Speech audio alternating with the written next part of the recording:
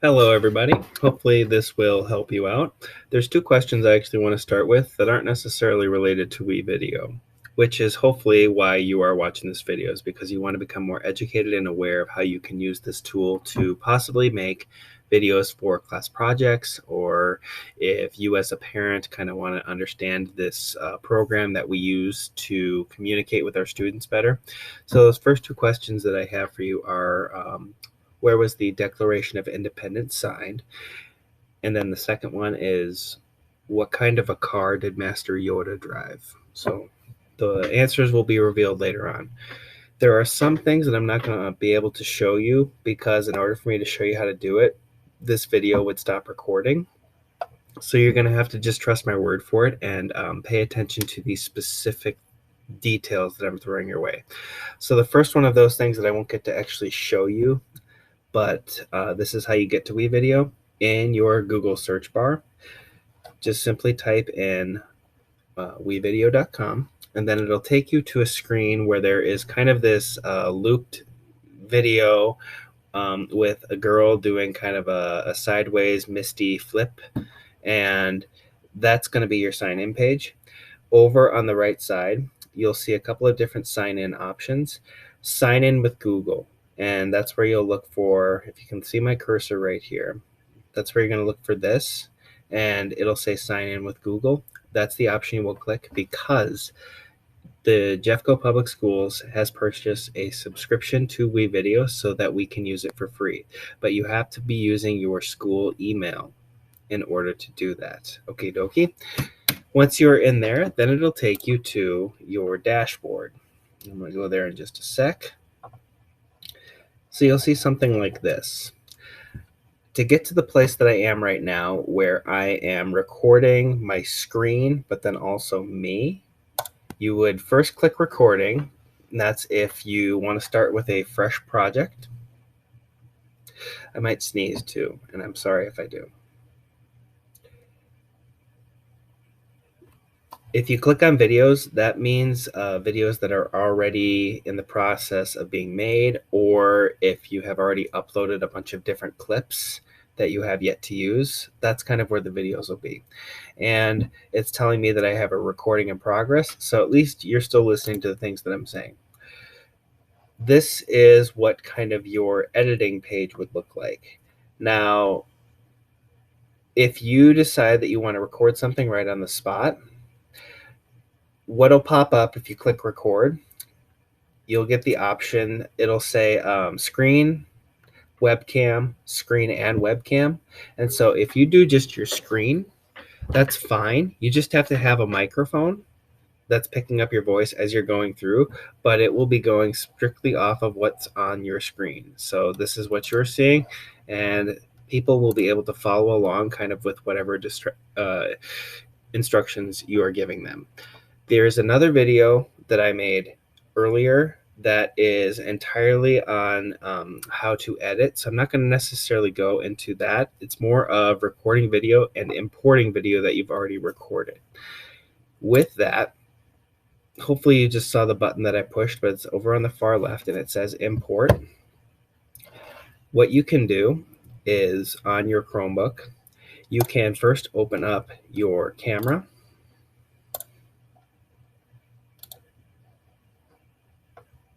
And as you can see, it just popped up.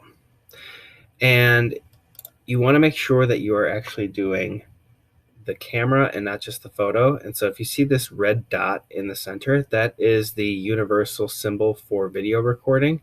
Any of your parents or guardians who used to use the old video camera where there was this button and then you'd have to put a tape actually in it, that's one way. Or if your parents ever tell you about video recording shows off of TV, those were on the VCRs.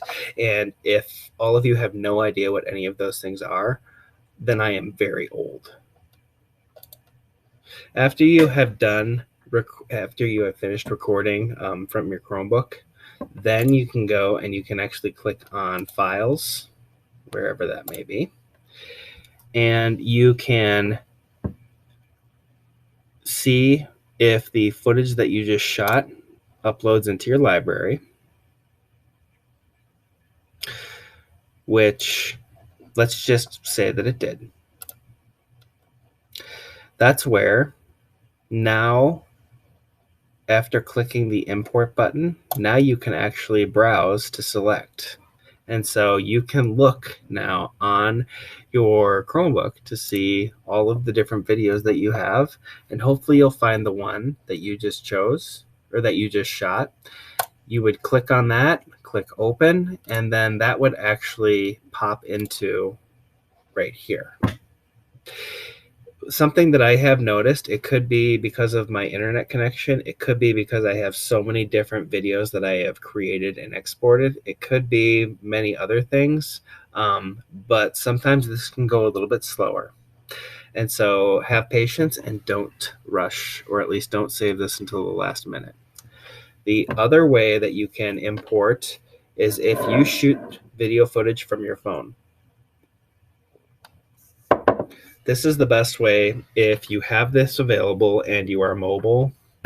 If you are going to be in a spot like this, then the Chromebook is definitely the best option, unless, of course, you have a desktop that has a camera on it, because the desktop usually it's easier to have a lot of things going at once, where the Chromebook, having a lot of things opened at once, will force it to be slowing down a little bit. But camera, record what you're doing. Before you can connect this stuff to Wevideo, you are definitely going to want to make sure that you have your Google Drive app installed on your phone. So now that you have your video done, you will look and you will find which one it is. And then you will choose that one, maybe. And then you will scroll over and hopefully find your Google Drive. If not, check those three dots. Choose your school account. And then if you wanted to change the name of this file so that it's easier to find, you could. I don't think it's really necessary. And then you would click upload. And so then that footage would upload. And then you would do the same procedure that I showed you before. Click import. And then this is where, instead of clicking browse to select, you would actually click on the Google Drive icon. And you would look for the footage that you just uploaded. There's a bunch of different steps, but it's really not that complicated. And these are for security purposes and just making sure that your stuff stays safe.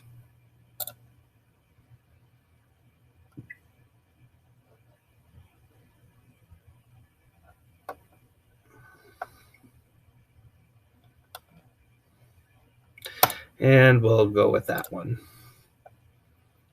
Some of you sixth graders recognize that video. And then see, now that is being imported into the program. And like I said, it could take a little bit of time. I'm not going to get into editing on this one because the other video, I go much more in depth on that one. So my main purpose here was to show you how to log in, and then also how to shoot and upload footage that you have shot so that you can edit it. If you feel like using this opportunity for class projects and such, I know that with your IB class that you do a lot of different projects and community service things, so this could possibly be helpful for you. I'm going to go ahead, so say that I have edited this all. If I have, just say that I've edited this and I'm ready to finish it. I would simply click finish.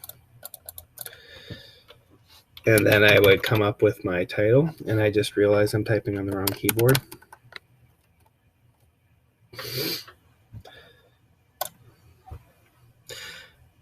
Make sure that you make this public, and then I usually check both my Google Drive as well as my YouTube channel for where I want these videos to show up, and then I will click export.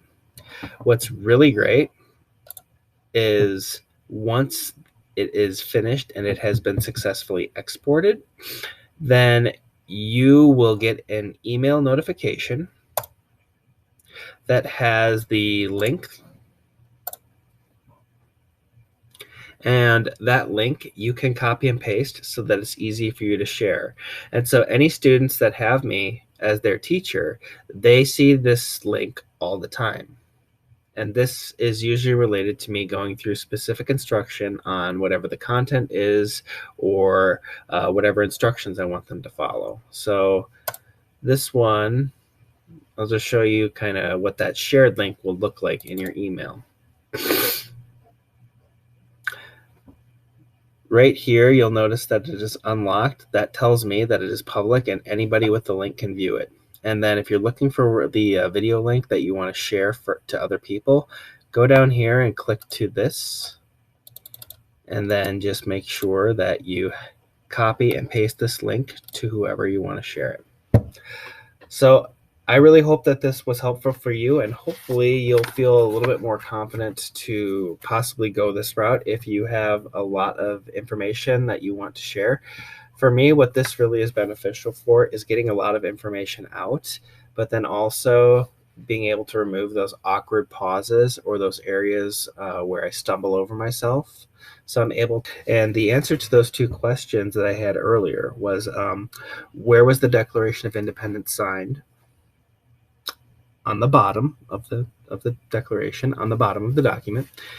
And then what kind of a car did Master Yoda drive? A Toyota.